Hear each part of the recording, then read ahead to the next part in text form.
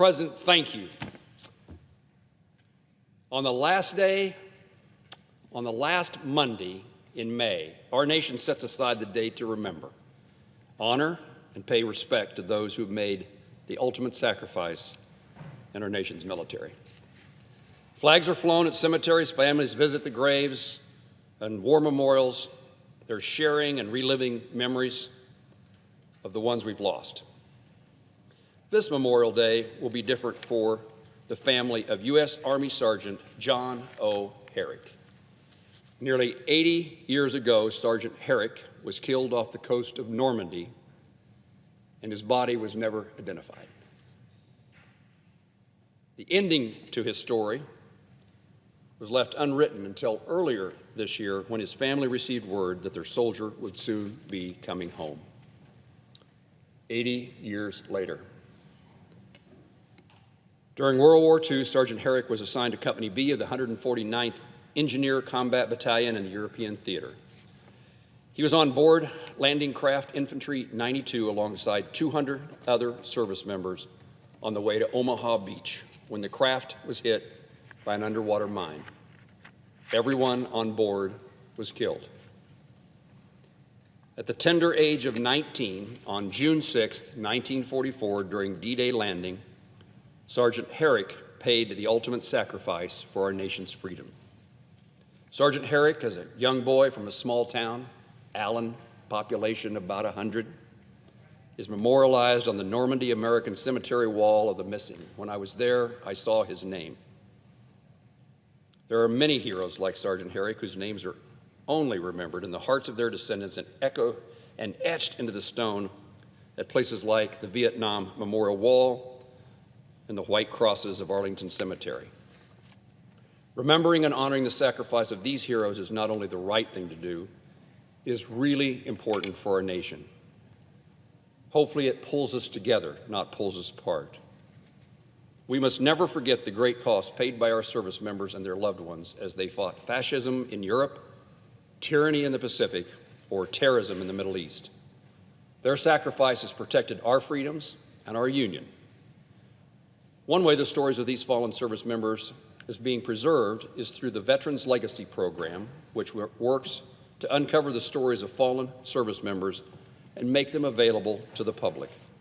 The Veterans Legacy Program provides grants to educational institutions and community organizations to conduct historical research on veterans buried in national cemeteries and to share those veteran stories through an educational programming.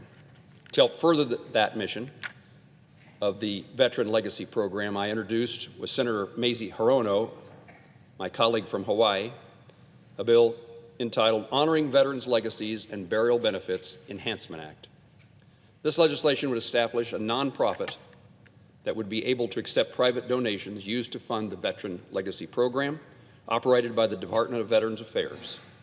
Furthering the mission of the VLP, it will help to create and preserve collections of the stories of our nation's heroes. How we memorialize and how we honor our veterans when they have passed sends a message to their families, our current and future service members. It sends them a message that we value the past, the present, and the future sacrifices made by those in military service. Doing so not only honors our fallen service members, but encourages another generation of Americans to model their lives after Sergeant Herrick and others who gave their lives in devotion to country.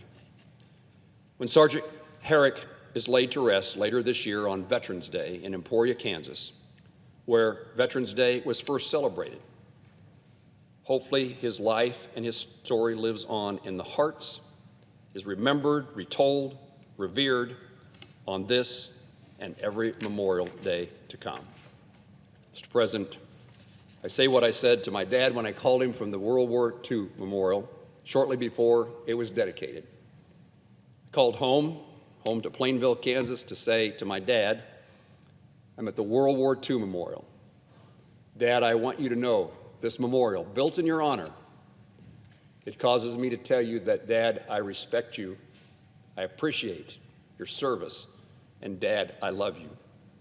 This Memorial Day, I no longer can say that to my dad, and incidentally, on my way back to the Capitol from that visit, my phone rang. It was my dad. And he said, "Gerald, you left me a message. Could you repeat it? I didn't understand it." I can't repeat it to my dad any longer. He's no longer living. But we can use this Memorial Day and every other day to say just exactly what I said to my dad then, a World War II veteran. Dad, and to every service member and to every veteran, we respect you. We appreciate your service, and we love you. I yield the floor.